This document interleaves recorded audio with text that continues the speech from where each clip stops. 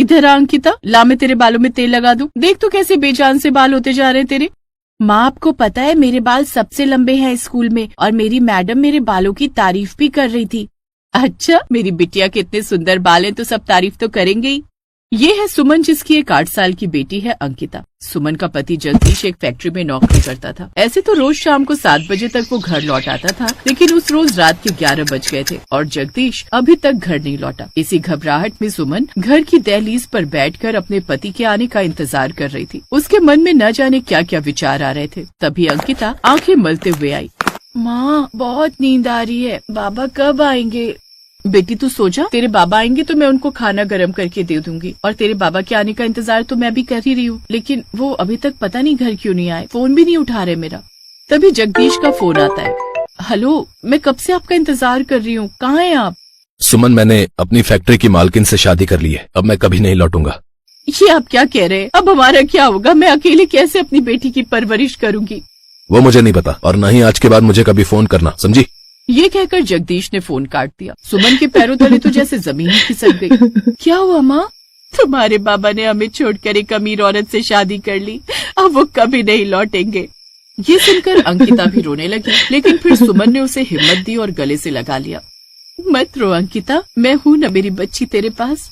ऐसे ही समय बीता। सुमन अब दूसरों के घरों में काम करके अपनी बेटी की पढ़ाई का खर्च उठाने लगी, साथ ही उसकी जरूरत की हर चीज लाकर उसे देने की भी कोशिश करती। माँ देखो ना, मेरे बालों का शैम्पू और तेल दोनों खत्म हो गए हैं। ठीक है बेटी, मैं शाम को काम से लौटते वक्त लेती आऊंगी।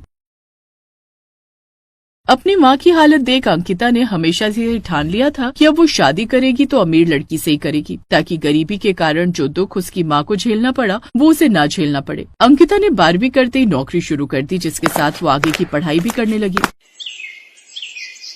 अंकिता दिखने में खूबसूरत थी, साथ ही उसके लंबे बाल उसकी खूबसूरती पे 4 चांद लगा देते थे, जिस कारण उसी कंपनी के मालिक के बेटे शिवम को उससे प्यार हो गया। एक रोज जब अंजलि बस स्टॉप पर खड़ी थी, तभी शिवम अपनी बड़ी सी कार लेकर आया। इफ यू डोंट माइंड, क्या मैं आपको लिफ्ट दे दूं? सर आप? जी ऑफ कोर्स सर। दोनों रास्ते भर एक दूसरे से बातें करते रहे। अब तो ये रोज का हो गया। अब अंकिता को भी शिवम से प्यार होने लगा। शिवम में तो वो सारी खूबियां हैं जो मुझे मेरे पति में चाहिए। हैंडसम होने के साथ साथ अमीर भी है और मुझसे प्यार भी करता है। इधर सुमन को अब अंकिता की शादी की चिंता सताने लगी। अब मेरी रानी बिटिया बड़ी हो गई। कमला काकी है ना, उन्होंने एक रिश्ता बताया तेरे लिए। लड़के की दुकान है कपड़ों की, बोल तो बात करूं। माँ, मैं क्या दुकान वाले से शादी करूंगी? कितनी बार कहा है मुझे अमीर घर के लड़के से शादी करनी है। अमीर घर में शादी करनी है, जानती भी है कितना दहेज देना पड़ेगा, और ऊपर से वो हम गरीबों से रिश्ता जोड़ेगा क्या? एक लड़का है मेरी नजर में जो अमीर भी है और हमसे दहेज भी नहीं लेगा। हाँ, कौन है वो लड़का? अंकिता सुमन को उसके बारे में बताती है। उधर शिवम भी अपने घर वालों से इस बारे में बात कर लेता है और कुछ ही दिनों में दोनों की शादी हो जाती है। ये घर तो बहुत बड़ा है, बिल्कुल महल जैसा। मैं तो यहाँ आकर अब रानी बन गई हूँ। देखो तो कितने नौकर चाकर हैं यहाँ।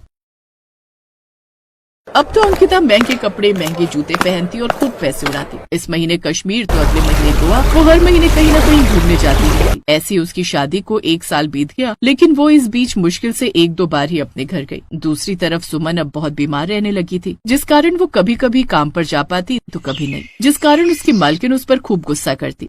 कोई जरूरत नहीं है कल से काम पर आने की, तेरा रोज रोज का हो गया। आज बीमार हूँ, तबियत ठीक नहीं है। महीने में 15 दिन आती है, 15 दिन की छुट्टी। नहीं मालकिन, मुझे काम से मत निकालो, मैं गरीब खाऊंगी क्या? मालकिन उसकी कुछ नहीं सुनती और उसे वहाँ से भगा देती है।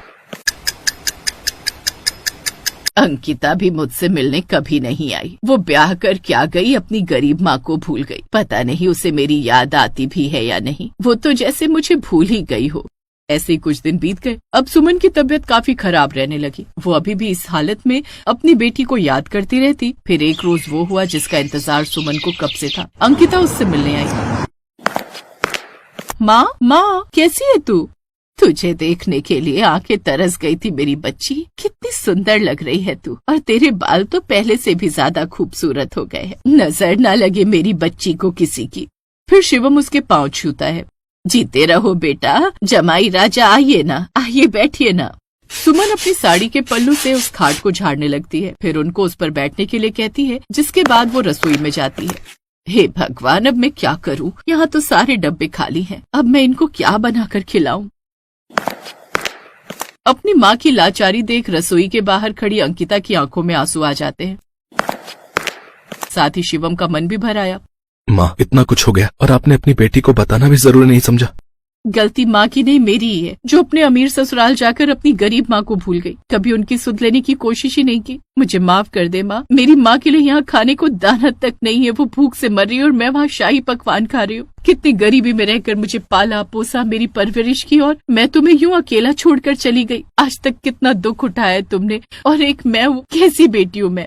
लेकिन अब और नहीं माँ जी, अब आप हमारे साथ हमारे घर में चलकर रहेंगी। हम दोनों मिलकर आपका ध्यान रखेंगे। नहीं, मैं अपनी बेटी के ससुराल में कैसे रह सकती हूँ?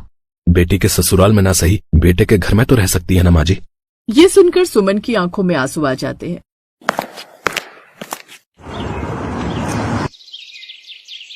अब वो शिवम और अंकिता के साथ रहने लगती है, जिससे अब उसके सारे दुख दूर हो जाते हैं। अब वो दोनों उसकी खूब देखभाल करते हैं और उसके साथ खुशी खुशी रहने लगे।